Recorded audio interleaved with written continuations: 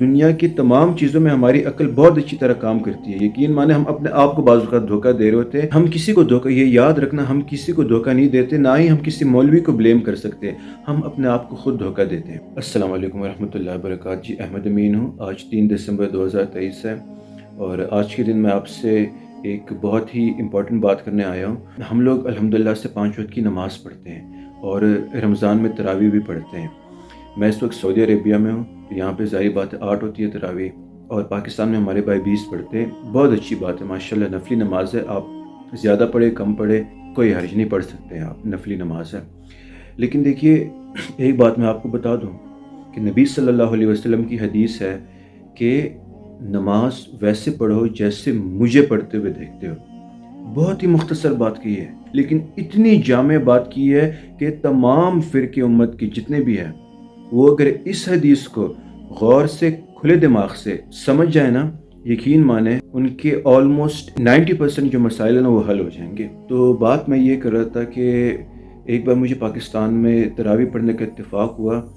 تو امام صاحب جب کبھی نماز پڑھا رہے تھے تراویح کی، تو یقین مانیے کہ نہ مجھے سورہ فاتحہ کی سمجھ آ رہی تھی، نہ مجھے اس کے بعد جو قرآن پاک پڑھ لے اس کے تلفظ کی سمجھ آ رہی تھی کہ وہ کیا کہہ رہے ہیں. اس کے بعد جب وہ کبھی رکوع میں گئے تو میں بھی رکوع میں گیا.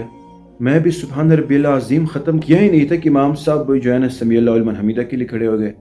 اس کے بعد میں بھی کھڑا ہو گیا، پھر امام صاحب فوراً سجدے میں چلے گئے. میں نے بھی ربنا ولک الحمد پڑھا ہی نہیں تھا، میں بھی فوراً سجدے میں گیا. پھر میں نے سبحان ربی الاعلیٰ بھی ختم ہی نہیں کیا تھا، امام صاحب جو ہے نا وہ اٹھ گئے. اتنی تیزی سے انہوں نے رکوع سجود کیے، اتنی تیزی سے نہ کہ بالکل بھی مجھے سکون نہیں ملا. دیکھیں نماز آپ اس طرح سے پڑھیں تاکہ آپ کو سکون ملے. اگر آپ نے نماز تیزی سے پڑھنی ہے اور آپ نے یہ ذہن میں رکھنا ہے کہ بھئی میں نے بس 20 رکعت جو ہے نا وہ پورے پڑھنے ہی ہیں، بھئی آپ 20 نہیں، آپ 24 پڑھ لو، آپ 30 پڑھ لو، نفلی نماز ہے، پڑھ لو نماز، لیکن ویسے پڑھو جیسے کہ اس نماز پڑھنے کا حق ہے. ٹھیک ہے، آپ 8 پڑھے 20 پڑھے اس سے کوئی فرق نہیں پڑتا. نفلی نماز ہے لیکن نماز ویسے پڑھے جیسے نبی صلی اللہ علیہ وسلم نے حکم دیا ہے.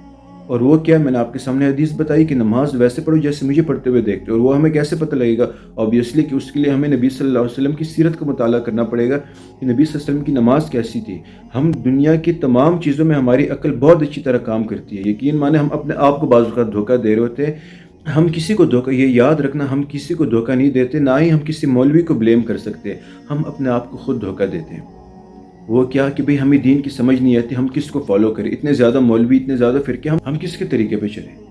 کاروبار کرتے ہوئے ہماری عقل بہت اچھی طرح سے ماشاءاللہ سے کام کرتی ہے. اچھی یونیورسٹی میں داخلہ لیتے وقت ہماری عقل بہت اچھی طرح کام کرتی ہے. نئی گاڑی لیتے ہوئے ہماری عقل بہت اچھی طرح کام کرتی ہے. ہر چیز میں ہماری عقل کام کرتی ہے. لیکن جب دین کی بات آئے، اسپیشلی نماز کی بات آئے، تو ہم کہتے ہیں ایک مولوی یہ کہہ رہا ہے، دوسرا مولوی یہ کہہ رہا ہے. تو اپنے آپ کو دھوکہ مت دیجیے گا. نماز سنت کے مطابق پڑھیے گا. خدا کے لیے نماز آپ آہستہ سے پڑھے، تلفظ کا ٹھیک طرح سے استعمال کرے. تیز نماز پڑھنے کا ہمارے اسلام میں کوئی تصور نہیں ہے. نبی صلی اللہ علیہ وسلم کی حدیث ہے کہ بدترین چور نماز کا چور ہے. تو صحابہ کرام نے کہا کہ اے اللہ کے رسول صلی اللہ علیہ وسلم، یہ نماز کا چور کیا ہوتا ہے؟ تو آپ صلی اللہ علیہ وسلم نے فرمایا کہ جو شخص رکوع اور سجود یعنی رکوع اور سجدے ٹھیک طرح سے ادا نہیں کرتا وہ نماز کا چور ہے، اور نماز کا چور سب سے بدترین چور ہے. تو میرے جو بھائی اس بات پہ ناراض پلیز بالکل مت ہوئیے گا. بھلے آپ 20 رکعت پڑھیں لیکن خدا کا واسطہ ہے آپ کو کہ آپ سنت کے مطابق پڑھیں، نبی صلی اللہ علیہ وسلم کے طریقے کے مطابق پڑھیں. ٹھیک ہے، تو یہ ایک بات تھی جو میں آپ سے ڈسکس کرنا چاہ رہا تھا. اللہ تعالیٰ ہم سب کو نبی صلی اللہ علیہ وسلم کی سنت کے مطابق نماز پڑھنے کی توفیق عطا فرمائے.